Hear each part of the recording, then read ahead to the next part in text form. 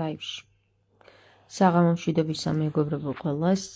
ეს კითხვა ბევრს აწუხებს და ძალიან ბევრი შემთხვევა მქონია ასეთი, რომ კაცობრიობა იმდენად არის ყოველდღიურ რუტინაში ჩართული, რომ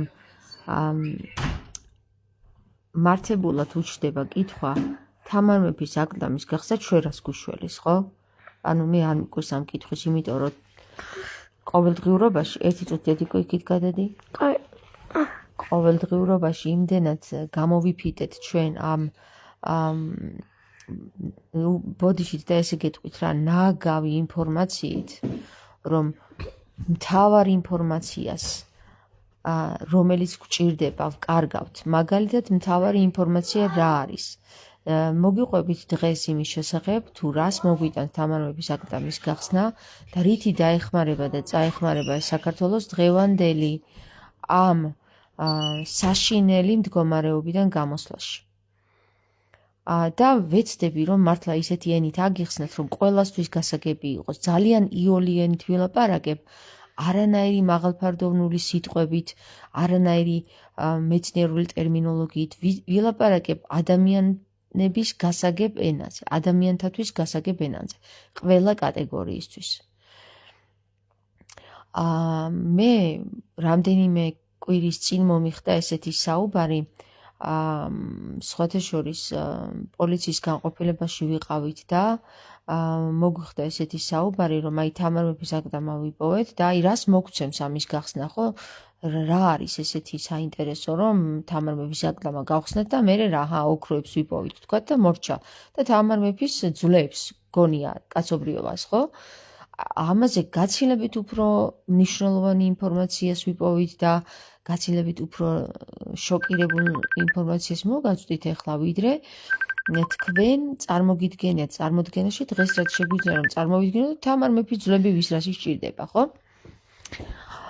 ჩემო კარგო მეგობრებო, აი ძალიან მნიშვნელოვან თემას გაწვდით და ძალიან გთხოვთ რა, აი მართლა ბოლომდე მოისმინეთ ეს ვიდეო, რომ გამოიტანოთ აზრი, რას ვლაპარაკობ რა.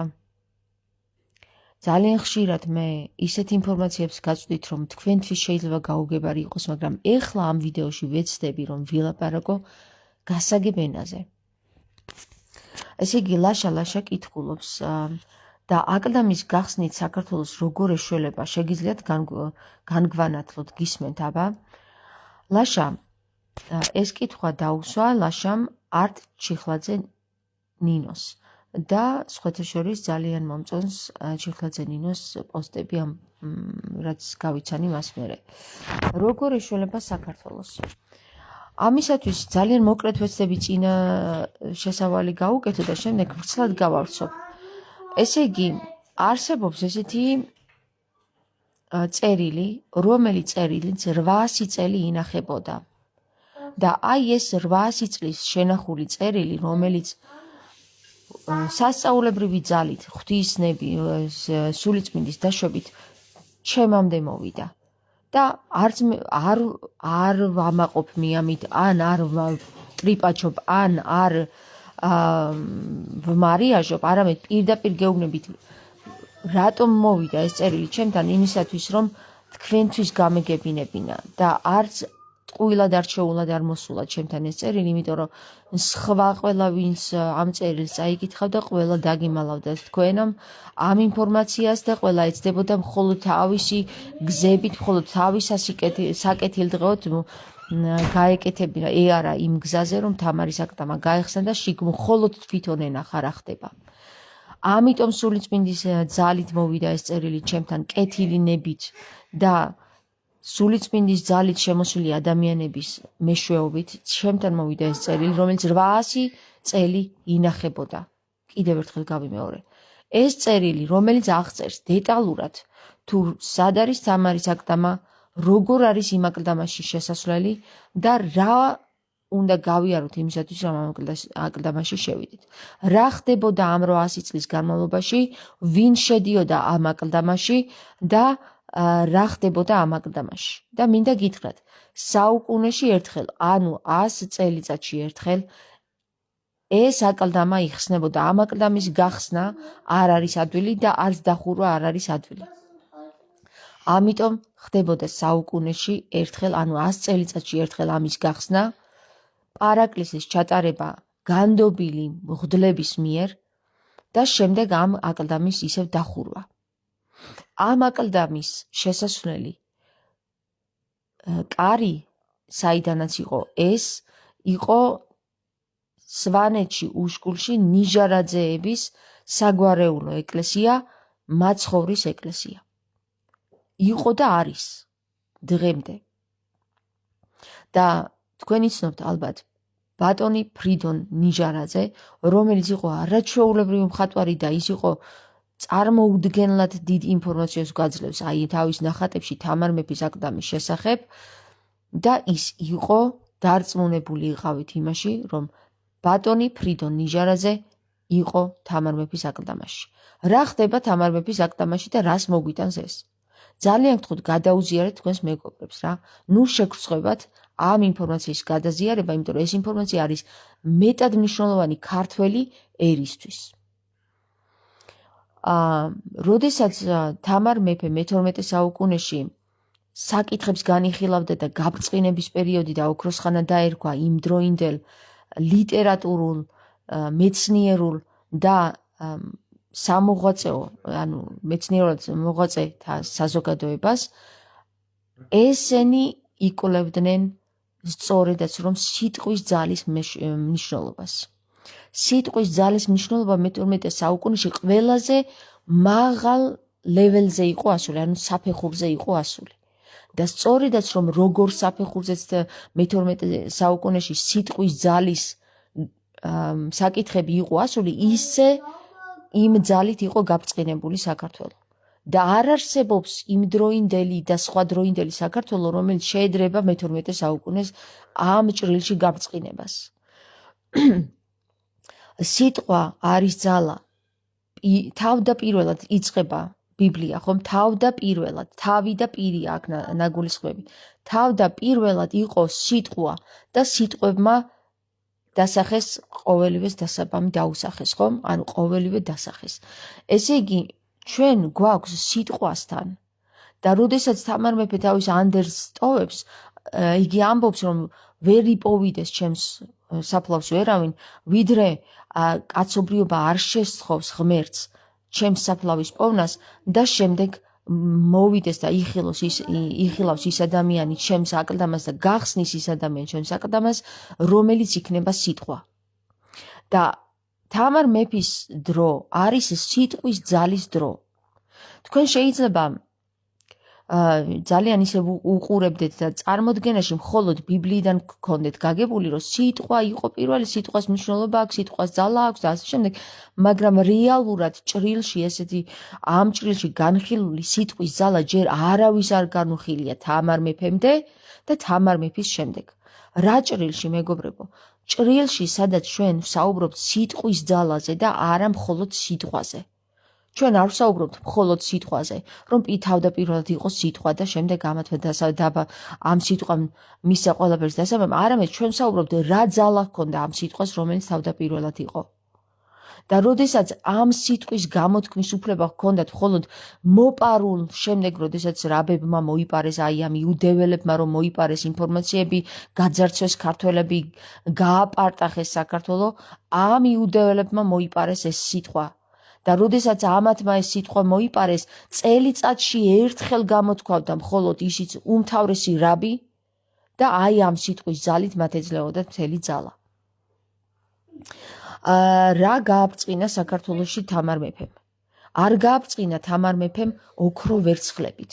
თუმცა ოქრო ვერცხლიც არ აკლდა მაშინ საქართველოს. არ იყო ეს გაბრწყინება ოქრო ვერცხლებით განპირობებული. თამარ მეფის დროს ოქროს ხანა დაერქვა სწორედ იმ სიტყვის ძალით აღზევებულ იმ სიხშირეებს, რომელშიც ცხოვრობდა მაშინ ქართველიერი. და მოდიოდა ვისგან ეს სიტყვა, ისევ და ისევ ნებისმიერი ლიტერატურული ნაწერი, რომელიც მე-12 საუკუნეში დაწერილა, რა ქვია მაგას, თამარიანი გინდა თუ ისტორიანი და აზმანი შარავანთეთთან და ამ საკითხში ქართლის ცხოვრებიდან თუ ჩახრუღაძეს მიერ დაწერილი ყველა ისტორიული ნაწერი მე-12 საუკუნიდან განიხილავს ენას ყველაზე საუცხოოდ. ენათა შორის თამაში მიმდინარეობს, განსაკუთრებით თამარიანში იგრძნობა ეს ენათა შორის თამაში. ვისაც ერთხელ მაინც წაუკითხავს თამარიანი, ის მიხვდება თუ რა სიტყვათა წყობა იყო და როგორ მნიშვნელობას ანიჭებდნენ ერთ სიტყვას 1000-ოვნად ასახელებდნენ. ერთ სიტყვას 1000-ოვნად. არა 200-ოვნად, არა 300-ოვნად, არა 1000-ოვნად. ანუ გაოცებულად, გესმით? აოცებდნენ სიტყვებს. განააორებდნენ, განაასამებდნენ, აოცებდნენ. და გაოცება სიტყვაც აქედან მოდის. 20-ად განხილვა. როდესაც ჩვენ თამარ მეფის აკლდამაში შევად, თამარ მეფე პირდაპირ მნიშვნელობით არც გახრწნილია და არც შელახულია, ის არის თაფლში შემონახული, როგორც გარდაიცვალა ისე. ანუ მე რა მინდა ამით გითხრათ, თამარ მეფეს ხორცშესხმულს იხილავთ. მიხვდით ახლა რას გეუბნებით? და არა მხოლოდ თამარ მეფეს ხორცშესხმულს იხილავთ თაფლში დავანებულს, არამედ იხილავთ მის მიერ ნაშრომებს, რომლებიც ყველაზე მნიშვნელოვნად მიაჩნდა თამარს და რომელიც მისივე აკლდამაში არის დავანებული. აკლდამა არის ოთახის ხელა. და ეს ოთახი არ არის ცარიელი. ამ ოთახის შუაგულში დევს თამარ მეფის სასახლე, რომელშიც არის დავანებული თამარ მეფე თვითონ თაფლში. და მის გარშემო არის წერილები, რომელიც წერილებიც ისევ და ისევ საქართველოს უბრუნებს ძალას. თამარ მეფის აკლდამის გახსნით, როდესაც თამარი ამბობს, რომ ის იქნება სიტყვა, ვინც აკლდამას გახსნის, სიტყვა ვინც არის, ის ვერ იქნება ბოროტი. სიტყვა ვინც არის, ის სინათლეშია. მაშასადამე, როდესაც თამარ მეფის აკლდამა გაიხსნება, აქ უკვე პროცესებია წასული, სანამ გაიხსნება თამარ მეფის აკლდამა, ეს არ არის, რომ ვიღაცა მოსიარულე შემთხვევით მივიდა, წააწყდა, ფეხი წამოკრა რაღაცას და იქ ჩავიდა, არამედ აქ არის დიდი ომი. სანამ ეს პროცესი იქამდე მივა, რომ სიტყვა გაიცხრილოს, სიტყვა ჩამოყალიბდეს, ვინ არის სიტყვა?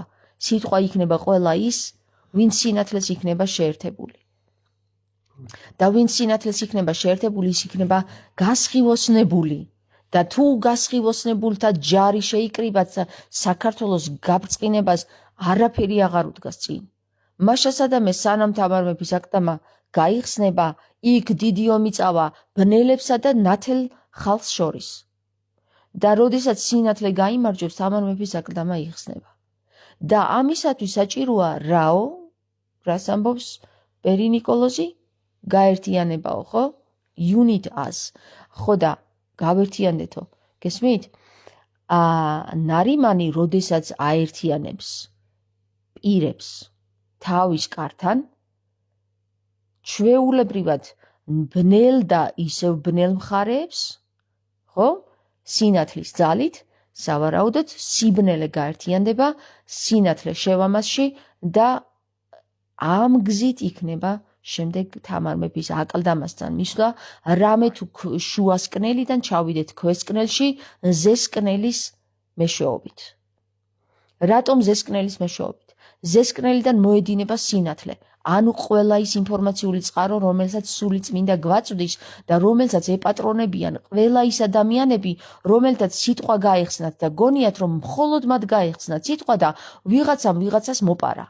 მაგალითად, როდესაც ჩემთან გაიხსნა სიტყვა, ზუსტად იგივე ფორმით, გაიხსნა კიდევ 20 იმდენ ადამიანთან სიტყვა ზუსტად იგივე მომენტში, როდესაც ჩემთან გაიხსნა და კიდე სხვასთან 20-თან. აი ამ 20 ადამიანიდან ყველაზე ნათელი არის ის, ვინც გაიგებს კიდე სხვისგან იგივე ინფორმაციას და კი არ შეშურდება ან იფიქრებს რომ მომპარა ვიღაცამ რაღაცა, არამედ იფიქრებს რა ლამაზია სულიწმინდის ძალა, რომ მე რომ გამიხსნა ის ინფორმაცია სხვასაც გავხსნა და ერთნი ვართ ამით. ამიტომ დღემდე ვერ მოხერხდა სიტყვის ძალით ჩამოყალიბება ნათელ და ბნელ ენერგიებს შორის. აქამდე ჩანდნენ და მოჩანდნენ ნათელი ენერგიები, ძალიან იშვიათად რამე თუ ყველა ადამიანი, ვისაც სიტყვა გაიხსნა, მემეს გაიძახდა. და როდესაც ადამიანი მეშია, ერთობაში ვეღარ გადადის. ის ყოველთვის ფიქრობს თავის მეზე და რომ ის ფიქრობს რომ მე გამეხსნა ეს სიტყვა ჩემია, იმიტომ რომ მე გამეხსნა. ეს სიტყვა ვისაც გაეხსნა და კიდევ სხვას რო გაეხსნა, ეს სიტყვა არც ერთის არ არის. ეს სიტყვა არის სული წმინდის. და ყველა ის ადამიანი, რომელიც ამას გაიაზრებს, რომ ჩვენ ერთნი ვართ, ჩვენ ერთად გაგვეხსნა ყველას, ჩვენ ერთ სიხშირეზე ვდგავართ, როდესაც ერთ სიხშირეზე დგას კაცობრიობა, მას ეხსნება ერთდროულად ერთი და იგივე ინფორმაცია. დაჟე ტელეპათიურადაც შეიძლება ერთმანეთს გადასცენ ეს ინფორმაციები ისე რომ ხმა არ გაიღონ. და როგორ შეიძლება მე ვთქვა ის რომ მე რომ გამეხსნა ის ინფორმაცია სხვასაც რო გაეხსნა შემშურდეს მისი ან არ მიხაროდეს რომ ის იმას გაეხსნა ის იგივე რაც მე გამეხსნა, ხო? და სიტყვა როდესაც ჩამოყალიბდება ერთობაში, ანუ ყველა მიხვდება რომ არავინ არაფერს არავის არ პარავს. ყველანი ვპარავდით დღემდე სულიწმინდას. რამე თუ სიტყვა ეკუთვნის მხოლოდ მას, ვინცგანაც გამოდის სულიწმინდა, სიტყვა გამოდის. ვისგან გამოდის სიტყვა? სინათლისაგან წარმოიშვება სიტყვა, თავი და პირის ველიდან წარმოიშვება სიტყვა. და თავდაპირველი არის სიტყვა, რომელიც ეკუთვნის ვის ხალხო? თუ არა სულიწმინდას. და რა ჰქვია სულიწმინდას? სულიწმინდას ჰქვია სოფია. და საიდან გამოდის ეს სიტყვა? სულიწმინდიდან გამოდის ეს სიტყვა და ჩვენ თუ მივიღებთ ამ სიტყვას, ეს ჩვენი სიტყვა არ არის, არ გვეკუთვნის. არ გვეკუთვნის. უბრალოდ მივიღეთ. ამ სიტყვით ძალით, ვინც გაერთიანდება, ვინც ამაში გაერთიანდება და ვინც მოახერხებს და სავარაუდოდ მოახერხებს გაერთიანებას, ის იქნება სიტყვა. და სიტყვა არ იქნება ერთი ადამიანი, ის იქნება მთელი ჯარი ხალხო. და სანამ ეს ჯარი შეიკრიბება, კაცობრიობას ჯერ სჭირდება სინათლის მიღება. თუ კაცობრიობამ სინათლე არ მიიღო, თამარ მეფის აკლდამის გახსნაზე ძალიან ბევრს ვილაპარაკებთ. შეიძლება ვილაპარაკოთ ერთი დღე და უცბად გაიხსნას სრულიად საქართველოს, შეიძლება ვილაპარაკოთ ერთი კვირა, ერთი თვე, ერთი წელი, ან ერთი საუკუნე. ეს დამოკიდებულია იმაზე თუ რამდენად მიმღებლები ვართ დღევანდელ დღეობაში. რამდენად გათავისუფლებული ვართ იმისაგან, მისაკუთრებისაგან, რომ ეს ჩემია. მე საკუთრეობისაგან გავთავისუფლდეთ ხალხო. სიტყვა არ არის ჩვენი, სიტყვა ეკუთვნის სულიწმინდას.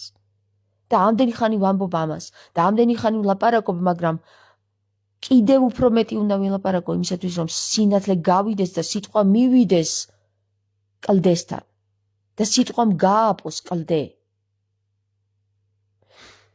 კლდე, რომელიც არის სიმბოლო რწმენისა, მეგობრებო, რწმენა არ არის მხოლოდ გადამრჩენელი. მხოლოდ რწმენა სიტყვის გარეშე არაფერს არ წარმოადგენს. კლდე თუ გააპოს სიტყვამ, ესე იგი კარი გაიღება ხალხო და შუასკნელი, ზესკნელი და ქვესკნელი გაერთიანდება.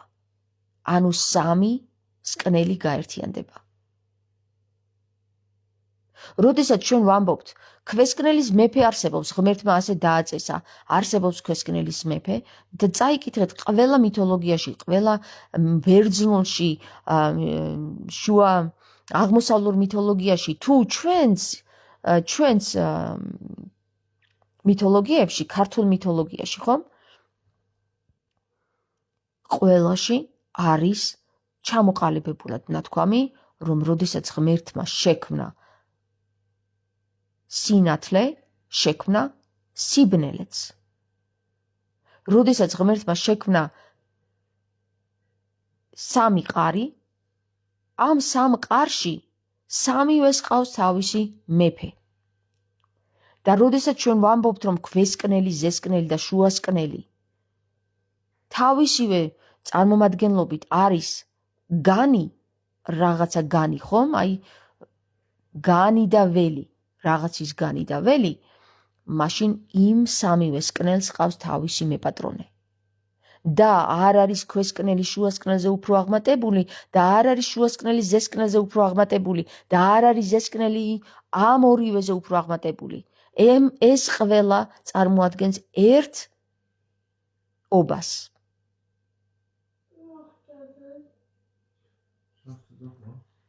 ჩვენ მქონდა საუბარი ზუსტად დღეს ქალბატონ მარისთან, მარი ხუციშვილთან და მინდა რომ აი ეს ახლა მოითხოვს შინაგანი რომ გაჩვენოთ რას ნიშნავს სიტყვა და სიტყვათა მნიშვნელობა და თუ სად მივედით ჩვენ დღეს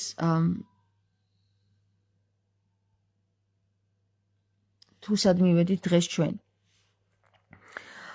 არსებობს მოდი იმისათვის რომ აი ეს გავიგოთ თუ რა არის ჯუარი ხო დღეს მე დავპოსტე დაგიპოსტე სხვათა შორის როგორ იწერებოდა ძველ ქართულში უ და როგორ იწერებოდა ვ მოდი კიდევ ერთხელ დაგიპოსტავთ ეხლა რომ გაიგოთ კარგად რას ნიშნავს ჩვენი ქართული ენის აღდგენა და ლაზარეს აღდგომა რას ნიშნავს და რომ ეს დაკავშირებულია თამარ მეფის აკლდამის გახსნასთან და თუ ლაზარე არ აღდგა ჩვენ ქართველები ვერასდროს ვერ ამოვისუნთქავთ ჩვენ ვხედავთ აი ამ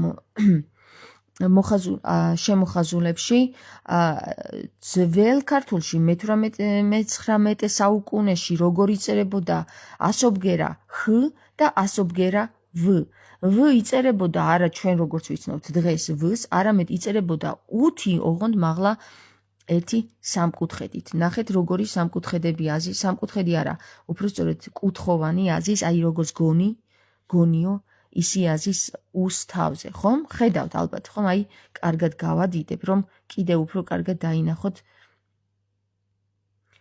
ვიყვვნეთ აი ვიყვუნეთ მჭვრეტთა აი ქვემოთ მჭვრეტთა არის დაწერილი აი ეს უ მნიშვნელოვან ფიგურას წარმოადგენს ჯვართან დაკავშირებით და რატომ ახლა გეტყვით ნახეთ რომ გავიგოთ რა არის ჯვარი მეგობრებო ჩვენ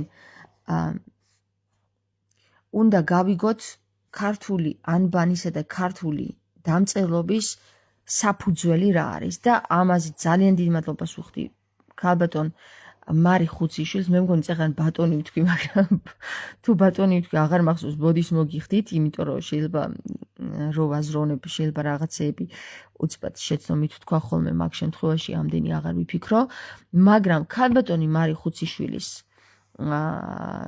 დაკვირვებით ქართულ ანბანში არის ძალიან ბევრი გასაღები მაგალითად თუ ჩვენ წავიკითხავთ ასობგერა მამას და დედას იქ არის ორივე ქმნის სამკუთხედებს ბევრი რომ არ გავაგზელო აი აქ ამის მიხედვით სხვა დროს ჩავატაროთ ეს ლექცია და ამას ქალბატონი მარი ხუციშვილის დახმარებითაც შემდეგ ლაივში ჩავრთავთ და ისე გავაკეთებთ მაგრამ საქმე იმაშია რომ აი ამ სქემამ მიგვიყვანა ჩვენ სწორედაც ინფორმაციამდე რომელიც აი აქ ხედავთ თქვენ გახსნილია ეხლა მე ვგრძნობ უკვე რომ თქვენ აი ეხლა ვინც მიყურებთ ჯერ ამ ლეველზე არ ხართ რომ ეს ავხსნა და ძალიან ბევრ დროს წაგვართმევს ამ საკითხებს განვიხილავთ ხოლმე სიდონში თუ კი არ შემოგვივარდებიან ხოლმე იქ ვიღაცა უცხო ხალხები და არ აგვრევენ ხოლმე მაგრამ ჩვენ ამ საკითხებს განვიხილავთ ხოლმე სიდონში და ამაზე შემდეგ ვილაპარაკოთ მაგრამ დღეს გავაგზავნოთ თამარ მეფის აკლდამაზე საუბარი და ეს მნიშვნელოვანია რომ ნახოთ თუ რამხელა ინფორმაციას ხსნის თამარ მეფის აკლდამის გახსნა თუ რამდენად მნიშვნელოვანი ნამუშევრები აქვს თამარს და რამდენად კარგი იქნება ჩვენთვის რომ ამ სიტყვათა ძალების საკითხები კვლავ გავხსნათ და ცნობიერება ავამაღლოთ სიხშირეები ავამაღლოთ მე მინდა წაგიკითხოთ აი ეხლა ეს მონაკვეთი რა მონაკვეთი არის ესეთი მეგობრებო რა სადაც დავწერე რომ თამარ მეფის დროს ერთი წუთი დაახლოებით წაგიკითხავთ მაგასაც.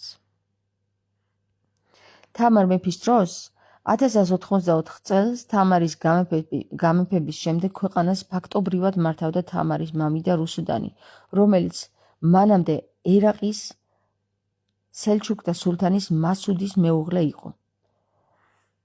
ამ უკანასკნელის გარდაცვალების შემდეგ საქართველოში დაბრუნებული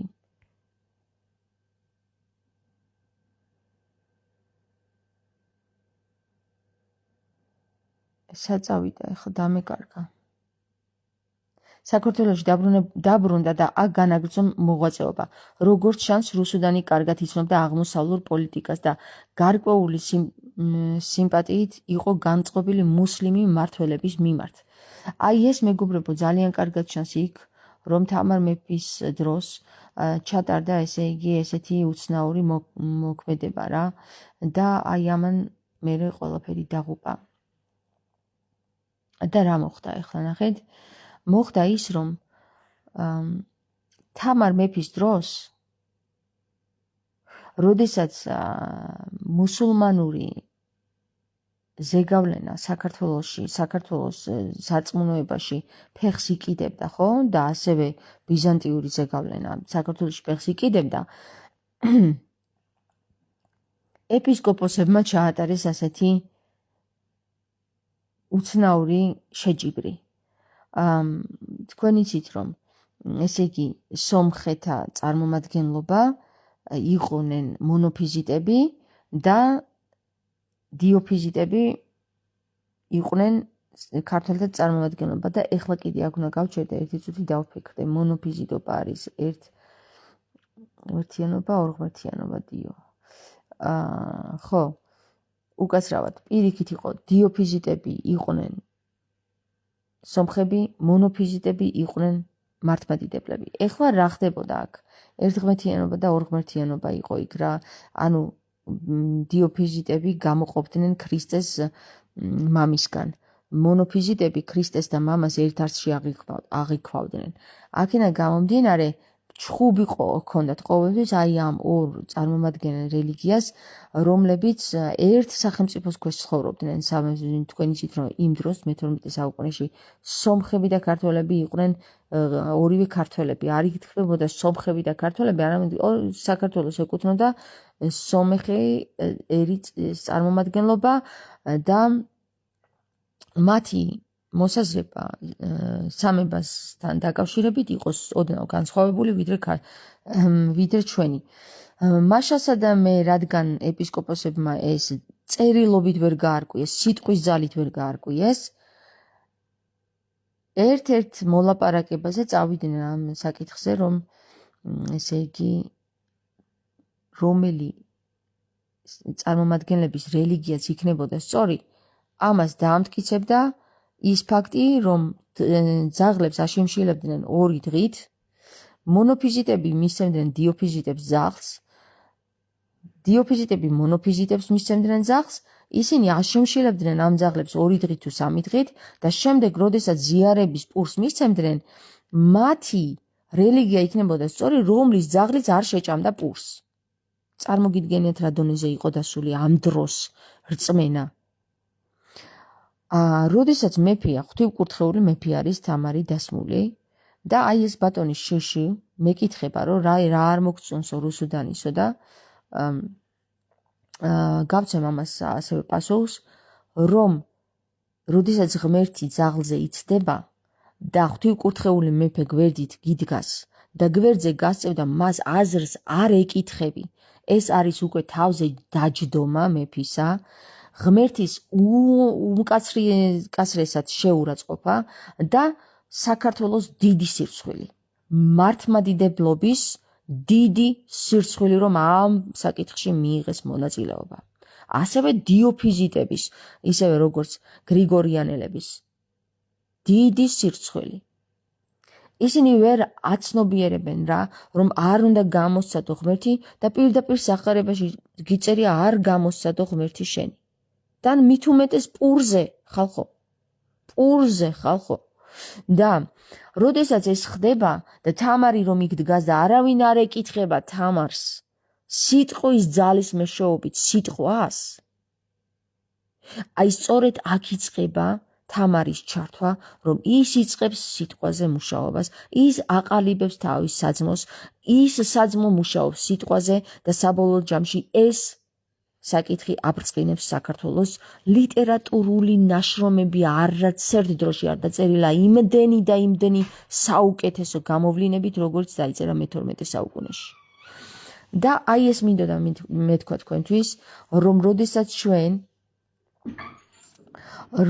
ჩვენ გავიგებთ სიტყვის ძალის მეშვეობას და დავაბრუნებთ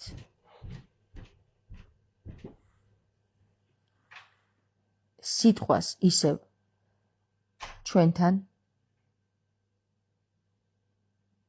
და სიტყვის ძალას ისევ ჩვენს ქვეყანაში, მაშინ დაიწყებს საქართველოს ისევ გაბრწყინებას.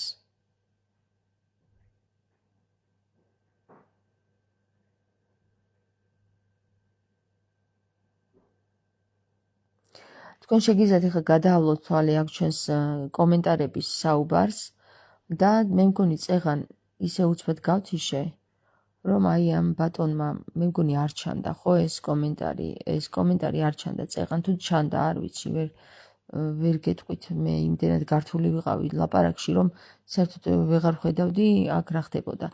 ხო და ამიტომ ჩემო კარგებო, ხო ეს ძალიან მეტად მნიშვნელოვანი თემა არის თამარ მეფის აკადემიის გახსნა. არა მხოლოდ მოგვიტანს ჩვენ მოდი შემოგხედავთ რა ცოტა არა ვარ ახლა ისე არა უშავს თამარ მეფის აკადემიის გახსნა არა მხოლოდ მოგვიტანს ჩვენ იმას რომ სიტყვის ძალას გავიგებთ რას ნიშნავს არამედ ჩვენ მოგვიტანს ერთობას ჩვენ მოგვიტანს იმას რომ მოხდება დიდი სასწაული თამარ მეფე აღდგება ისეთ თქვენ ახლა შეიძლება მოგიჩვენოთ ძალიან უცნაურად ახლა რასაც ვამბობ მაგრამ თამარ მეფე აღდგება და კიდევ ერთხელ გაგიმეორებთ თამარ მეფე აღდგება და აქედან იწყება მერე აღდგომა აქედან იწყება მერე გაბრწყინება აქედან იწყება ქრისტეს გაცნობიერება აქედან იწყება ქრისტეს გამოჩენა და ასე შემდეგ მეგობრებო თამარ მეფის აკადემიის გარეშე საქართველო ვერ გადარჩება რამე თუ ჩვენ ვართ ბოლო ჟამში და ეს უკვე დასასრულია ოღონდ დასასრული ისე კი არა როგორც იუდეველებს ეშინიათ რომ ვაიდე და დაგვექცევა თავზე ყველაფერიო დასასრული არის ახლის დასაწყისი და როგორც მართლმადიდებელი წარმომადგენლობა ჭეშმარიტი ქრისტიანები ელოდებიან ქრისტეს კვლავ გამოჩენას და არა მხოლოდ სიზმარში რომ ვითომ სიზმარში გგონია თავი როცა ვამბობთ რომ ქრისტე მოვაო და არ გჯერა არამედ ვისაც მართლაც ჯერა რომ ქრისტე მართლა მოვა და სიტყვის ძალის ჯერა რომ ეს მართლა ხდება და კი არ მარტოს ჯერა არამედ მართლა იცის რომ ხდება აი სწორედ ის დრო დაიწყება უიესაყურე შემრჩენია აქ დაიწყება ახალი ერა დაიწყება მე-9 დღე ჩვენ ვართ ახლა მე-8 დღეში ეს არის მოსამზადებელი და მე-8 და მე-9 დღე ერთმანეთშია ჩასმული სამზადისი მე-9 დღისა და სამზადისი უკვე დასრულდა იმ საზოგადოებაში რომელ საზოგადოებასთან დიდი ხნის მანძილზეა გახსნილი სიტყვა და მინდა გითხრათ რომ ამ საზოგადოების წარმომადგენელი ერთ-ერთი მეც ვარ და ამ საზოგადოების წარმომადგენელი არის ყველა ის ადამიანი ვინც სიდონში აქტიურად იღებს მონაწილეობას სიტყვის გახსნაში აქედან გამომდინარე შემოკარგებო ხომ მე მინდა პირდაპირ მნიშვნელობით გითხრათ თამარ მეფის აკლდამა არ არის ადვილის საქმე რომ გაიხსნას თამარ მეფის აკლდამის გახსნა არის ყველაზე რთული საკითხი საქართველოში და ეს იქნება ყველაზე ძნელად მისაღწევი საკითხი მაგრამ თამარ მეფის აკლდამა გაიხსნება და თამარ მეფის აკლდამასთან იდგება ყველა ის ადამიანი ვინც იქნება სული წმინდის შეგროვებული პირველი ძალა ახლა კი მეგობრებო გადაუზიარეთ ეს ვიდეო აბსოლუტურად ყველას და იცოდეთ რა, რომ შენ ეხლა მე ვინც მიყურებს, რომ ადამიანი მოესწრები თამარ მეფის აკეთა მის გახსნას. ამინ და მე მეცხრე. მეცხრე თანთან ვარ ისედაც თამარი თანს ქმნის 9-შია 9 კიდე 10-ში გადადის და აი წავიდა მე უკვე ახალი დღეების და ახალი თვეების აღრიცხვა და დრო უკვე იწყებს ახლიდან აღწერას. ანუ მე-9 დღეში გადასვლა იწვევს მე-10 დღის წარმოქმნას, რომელიც არის უკვე ახალი ერა. ხომ იყო ქრისტესშობამდე დრო, შემდეგ ქრისტესშობიდან სხვა დრო და ახლა უკვე იწყება კიდევ სულ სხვა დრო. გამოჩენით ქრისტეს ცნობით. ქრისტეს გამოჩინებით. ჩინური ხარო ხომ იწოდეს ნარიმანის მრევლებმა. ხო და თამარი უკვე გამოჩინდა. ახლა ქრისტეს გამოჩინება არის საჭირო. გაგოცეთ წავედით ახლა მეგობრებო და ჩინი მოიტანს ფიზიკურ ჩინსაც. გამოჩნდება წარმოიშობა სწორედ აი ამ სიტყვიდან ჩინი მე რამდენი ასობგერაა შემახსენეთ? ცანი ჩინი არის თუ არ ვცდები 38 არა უფრო ადრეა ჩინი. არა უფრო 27-ია თუ არ ვცდები 28-27 გადაათვალიერეთ ქართულ ანბანში.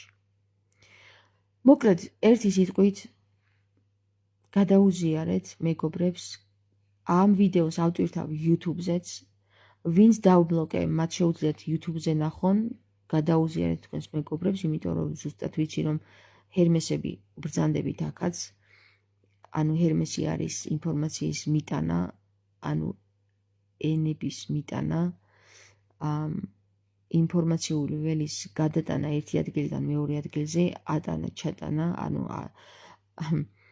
და აი ეს ჰერმესები გადასცემენ სხვებს, ვინც დავბლოკე და მათ შეუძლიათ იხილოთ YouTube-ზე, იხილონ YouTube-ზე ეს დღევანდელი ლაივი.